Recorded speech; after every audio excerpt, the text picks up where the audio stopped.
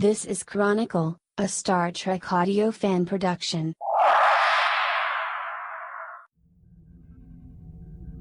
We have emerged from warp. Engaging in full sensor sweep. Launching communications buoy as well as sensor probes.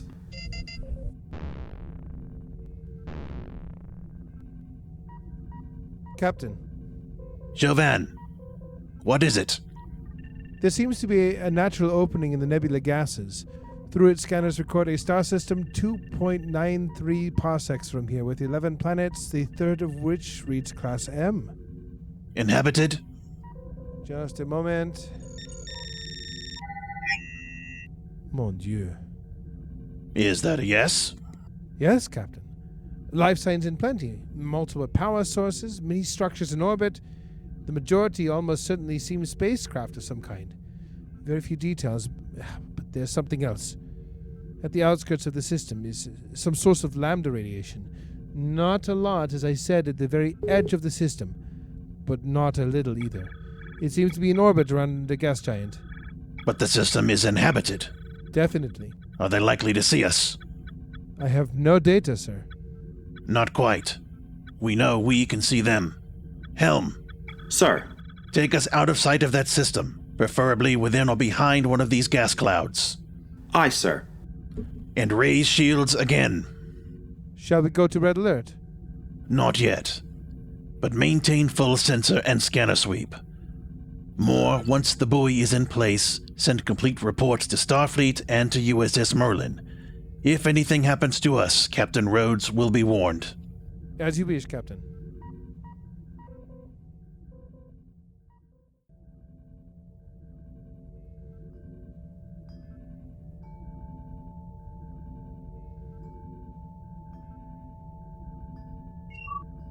Lieutenant Venel, report to the captain's ready room.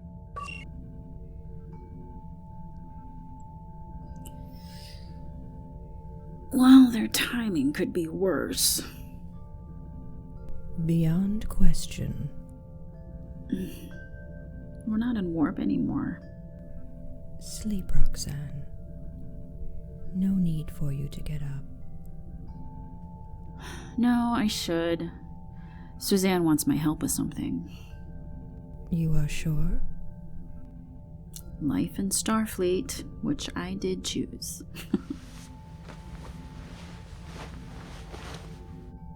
Is my appearance acceptable? Hair's a bit tousled. Thank you. It's good. I look forward to seeing you once more, Roxanne.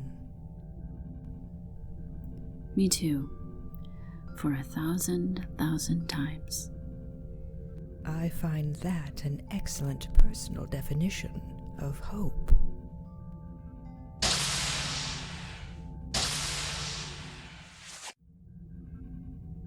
Sensor probes approaching location of latent lambda radiation. Very good. Send their findings directly to my station. Transferring now. Communications buoy is now in place. Shall I send all the files or just those marked as urgent? Urgent. Then the rest immediately after. How soon should USS Merlin receive them? Approximately 2 hours. Starbase 58 should get them in 11 days. Very good. Sir? Lieutenant. The buoy is receiving some messages from the Merlin already. No doubt sent within the last few hours. Let us hope no one else picked them up. I'm starting to sound like the captain. There's a message here from Captain Rhodes, flagged for former Captain Talar.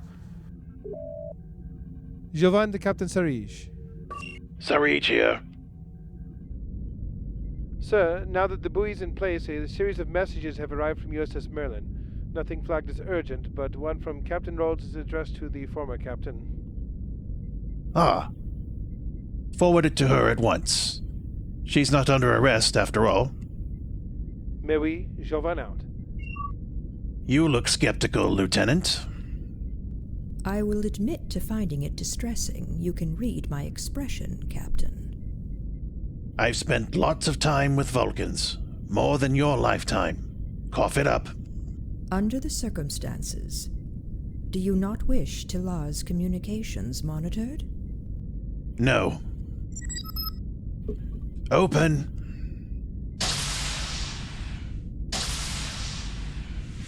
My apologies for being late, Captain. We were in the middle of another anti-radiation treatment of Lieutenant Throvin, which proved more delicate than expected. He is back in stasis now. Good timing, as it happens. I wanted to know his status. Unstable anytime he exits stasis, to be brutally honest. Lambda radiation is extremely rare. This only marks the third known case of such poisoning in recorded history. Still, in my opinion, the lieutenant has an above-average chance of a full recovery in time. Time. That is the biggest factor. We need to bolster his body's defenses and undo as much damage as possible in between long periods of stasis to study the results. We are certainly looking at a month at the minimum. Or a year. Maybe 2. He is the only surviving crew member of the Cassandra, the sole witness to the rest of the crew's behavior. From my own perspective, he is a patient needing care. We've encountered 2 other sources of lambda radiation. That is extremely worrisome. May I ask if we are in any imminent danger? Probably not. Both are fairly distant right now, for one thing. There's a slight residual trace in parts of a gaseous cloud a few parsecs from here. According to the probes we sent, the trace is decades old. Decades? As in the same time as the dead star system where the Cassandra perished? Yes. And I don't think that's a coincidence. What's the second source? A nearby star system, which the computer has designated Delta Helios. There's a source in orbit near the outermost planet. Have we launched a probe? Not yet. Why not? The system is inhabited. That brings in first contact and prime directive protocols. Beyond my area of expertise. Frankly, Captain, this does bring up the question of radiation protocols. I would like to review them, if I may, with an eye towards preventing any further risks. Good idea. Proceed.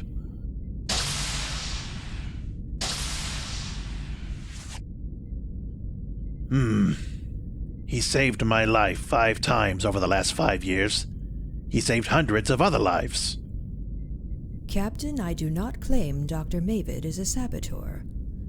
I do not claim there even is a saboteur on this ship.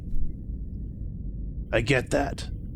But you say if there is one, he's a suspect. Yes. It must be someone in sciences or medical. It must be someone in little or no contact with their family or others who might notice a replacement. And Nemeth? Her entire family is dead. She hasn't been back to the world where she was rescued in over 7 years. You believe one of them an imposter? I believe one of them may be. And if I think you're wrong? I lack your basis for making such a judgment. What of your roommate? She left Omega Capricorn I-9 almost 5 years ago. She has not been back. She has kept her contact with her family to a minimum. Lieutenant, as your captain, I need to know. Do you genuinely suspect her? I do not. Thus, I can investigate her without fear. Now, isn't fear an emotion? Sir, Talk. local scans have found the remnants of a debris field. Individual fragments are very widespread, but they do match the spectrographic signature of USS Skyview. From the dispersal pattern, it would seem this happened 8 to 10 years ago. Ensign, Yes, sir. does Lieutenant Stiles know? His shift ended 5 minutes ago. I would assume, no, sir, he does not know yet. Send the details to me here, and in 1 minute tell him to report to me. At once, sir. Captain, Out with it. Lieutenant Stiles and Nemeth have, I believe, begun a relationship. I thought you should know.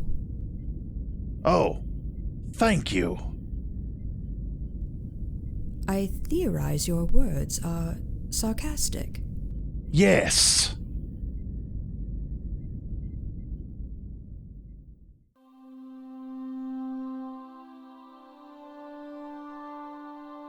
Three Blind Mice was written and edited by David McDowell Blue. It starred Scott Fack as Lieutenant Zachary Stiles, Anne Hurd as Ensign Athena Azurian, Leslie Sawyer as Lieutenant Vonell, Chris Jones as Captain Sarge, Kurt Bonham as Dr. May Ved, Rita Pardu as Ensign Crane, Hetty Lynn Herties as former Captain Talar, Paul Jacques as Commander Pierre Jovan, and Larry Shilkoff as Captain Rhodes.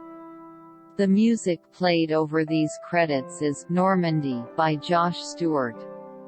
Star Trek and all related marks, logos and characters are solely owned by CBS Studios Inc. This fan production is not endorsed by, sponsored by, nor affiliated with CBS, Paramount Pictures, or any other Star Trek franchise, and is a non-commercial fan-made audio series intended for recreational use. No commercial exhibition or distribution is permitted. No alleged independent rights will be asserted against CBS or Paramount Pictures.